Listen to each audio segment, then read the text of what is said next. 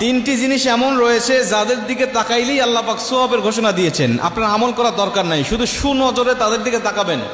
সুনজরে তাদের দিকে তাকাইলেই আপনার আমল নামায় অগণিত সওয়াব আল্লাহ পাক লিখে দিবেন। তার মধ্যে প্রথম নম্বর হলো পবিত্র কোরআন। কোরআনের দিকে আপনি তাকাবেন, পড়ার দরকার নেই, না পড়েই আপনি প্রথমে যে ফার্স্ট লুকটা দিয়েছেন, যে তাকিয়েছেন, এই তাকানোর কারণেই আল্লাহ পাক আপনার উপরে রহমতের বাড়িধারা বর্ষণ করে দিয়েছে। আল্লাহ পাক আপনাকে অগণিত সওয়াবের হকদার বানিয়ে দিয়েছে। এটা যখন পড়া শুরু করবেন তখন নতুন করে আরো বেশি সওয়াব আপনার আমল নামে যোগ হয়ে যাবে। তিনটা জিনিসের মধ্যে প্রথম নম্বর হলো কোরআন, কিতাবুল্লাহ, আল্লাহর কিতাব। দ্বিতীয় নম্বর হলো মা বাবা। মা বাবার দিকে তাকাবেন সুনজরে, নেক নিয়তে মা বাবার দিকে তাকাবেন, রাগান্বিত অবস্থায় নয়, সুনজরে তার দিকে তাকাবেন, মা বাবার দিকে। নবীজি বলছে মা বাবার দিকে, বিশেষ করে মায়ের দিকে যখন কোনো ব্যক্তি সুনজরে তাকায়, আল্লাহ পাক তার আমল নামায় কবুল হজের সওয়াব দান করে দেয়। এত বড় অফার অন্য কোনো মানুষের শানে দেওয়া হয় নাই, শুধুমাত্র কেবলমাত্র মায়ের শানে আল্লাহ রাসূল এমন হাদিস বর্ণনা করেছেন। নবীজি মায়ের হক বর্ণনা করতে গিয়ে কত বেশি বলেছেন। আমরা যদি মায়ের হক নিয়ে আলোচনা করি তাহলে আমাদের একটা সাবজেক্ট চলে আসবে, আমি সেদিকে যাচ্ছি না।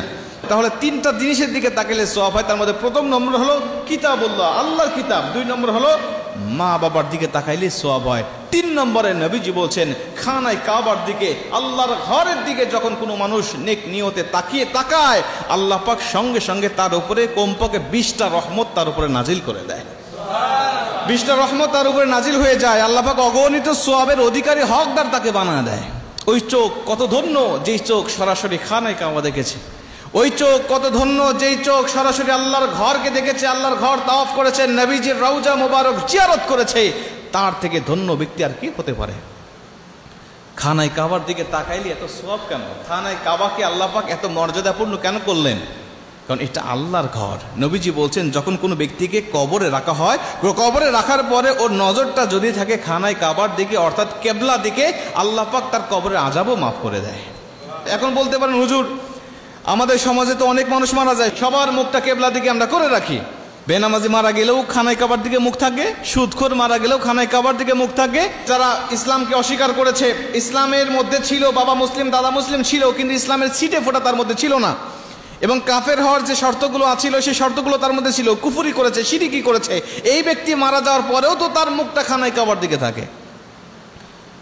নবীজি বলছেন সবার মুখ যদিও খানায় কাবার দিকে থাকে, কিন্তু কবরে যাওয়ার পরে ফেরেশতারা তাদের মুখটা খানায় কাবার দিকে রাখে না। যারা খানায় কাবার সাথে, আল্লাহর সাথে, ইসলামের সাথে যাদের ছিটি ফোটা কোনো সম্পর্ক ছিল না, তাদের মুখটাকে আল্লাহর ফেরেশতারা খানায় কাবার মুখ দিক থেকে ঘুরিয়ে তাদেরকে অন্যদিকে করিয়ে দেওয়া হয়।